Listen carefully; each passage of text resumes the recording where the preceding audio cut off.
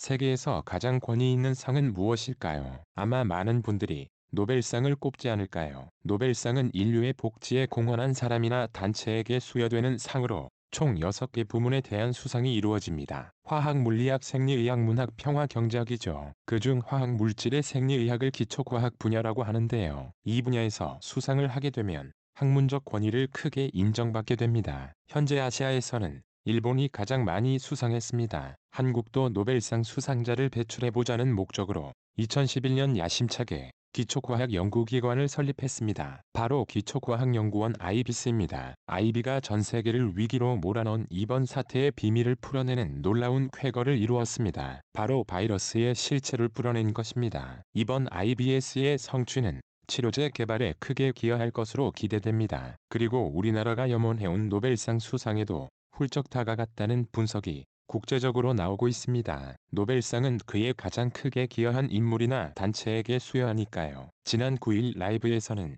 공식 발표를 했습니다. 연구단을 이끌고 있는 김빈내리 서울대 생명과학부 교수와 같은 학교 장혜진 생명과학부 교수가 이번 사태의 원인인 바이러스의 고해상도 유전자 지도를 완성했다고 밝힌 것이죠. 세계 최초로 RNA 전사체를 분석해낸 것입니다. 이로써 유전자의 정확한 위치를 찾아낼 수 있게 되었습니다. 또 기존에 발견되지 않았던 RNA들도 모두 찾았습니다. 아울러 최소 41곳의 화학적 변형이 일어났음도 확인했습니다. 손자병법의 지피지기면 백전불패라는 말이 있죠. 맞서 싸워야 하는 상대를 정확히 알면 패배하지 않는다는 것입니다. 앞으로의 결전은 정말 해볼만 합니다. IBS의 성과가 특히 주목받는 이유는 이번 연구를 통해 가장 중요한 두 가지를 이룰 수 있기 때문입니다. 보다 정확한 깊이의 제자 완치율이 높은 치료 전략 기술이 이번 성과는 국제적으로도 엄청난 인정을 받는 분위기입니다. 셀이라는 생명과학 분야의 권위자가 있습니다. 셀에서는 이 연구에 대한 논문을 9일 공식 게재했습니다. 온라인으로 이는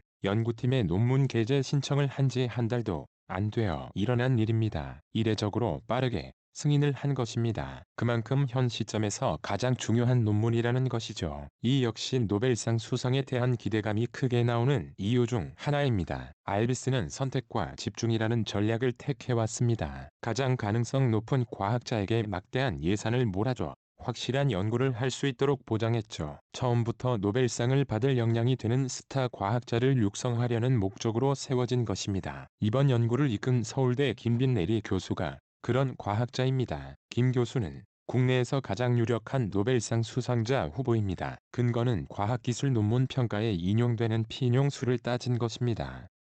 세계에서도 손꼽힙니다. 이번 연구는 질본이 빠르게 관련 샘플을 제공한 것도 도움이 되었다고 합니다. 덕분에 보통은 6개월 걸리는 것으로 알려진 전사체 분석을 3주 만에 끝냈죠. 놀랍습니다. 여러분 시청해 주셔서 감사합니다. 기록과 좋아요 부탁드립니다.